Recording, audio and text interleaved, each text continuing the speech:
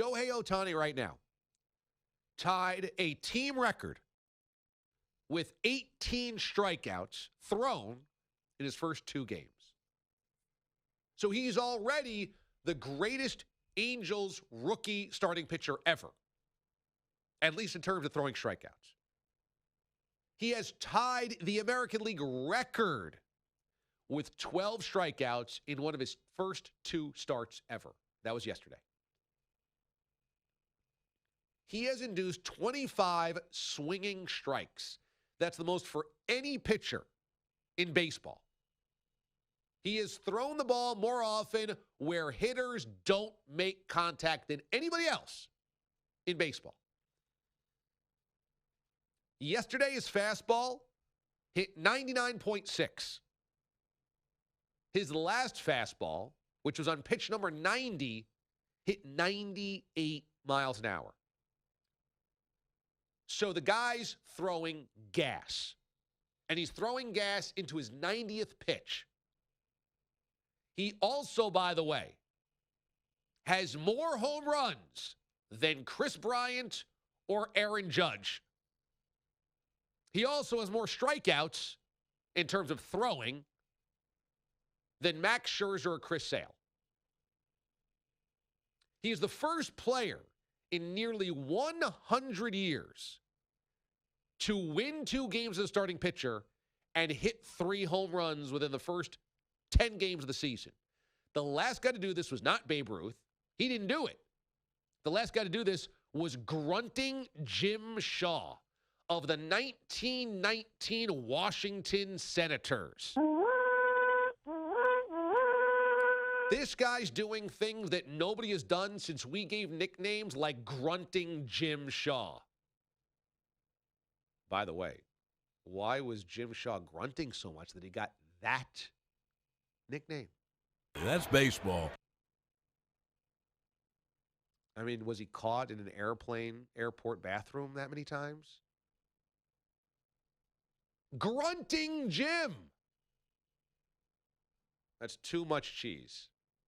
Grunting Jim. Shohei Ohtani has a 2.08 ERA and a 3.89 batting average. Again, he's hitting nearly 400 and has a 2 ERA. He leads the team in wins, and he's tied with Mike Trout for home runs on the team. I laugh when I think about the offseason. You had all of these teams fawning over Shohei Ohtani, wanting to sign him understandably. And then as he whittled it down, he wanted to apparently play on the West Coast, wanted to play for an American League team. He wanted to hit, and he wanted to pitch. Once the Angels signed him, all of the teams that were scorned, like chicks or dudes on The Bachelor or Bachelorette that didn't get picked, start bad-mouthing Shohei Ohtani behind the scenes. You know what? He's going to really struggle. He's not worth the money that they're talking about. Nobody's really going to be able to do this. Now, you might hit him a couple of times in between starts, but it's nothing significant. He's got to be a starting pitcher. And then as he struggled in spring training, everybody who didn't sign him was just beside themselves with glee. Well, how do you like him now? All he does is throw 6 1/3 perfect innings, and in between, mash home runs. I love Shohei Ohtani because he's a disruptor. We just used that term with Jared Greenberg last segment. Baseball has done things a conventional way forever. They are the league of conventional wisdom. What do we always say about managers that are sticklers, that are resistant to flexibility? They've got a book. They've got a binder. Joe Girardi, known as Binder Joe. In other words, you could manage simply by a list of rules. If this is happening here, then you do this. If this happens then, you do this. If A and B happen, you do C. There's no real other sport that you can have a binder. Yeah, we've got a card in terms of if you're down by this many or you're up by this many, you go for 2 in football. But you can't just have a binder and try to coach in football based on reading a binder. But in baseball, you can. That's how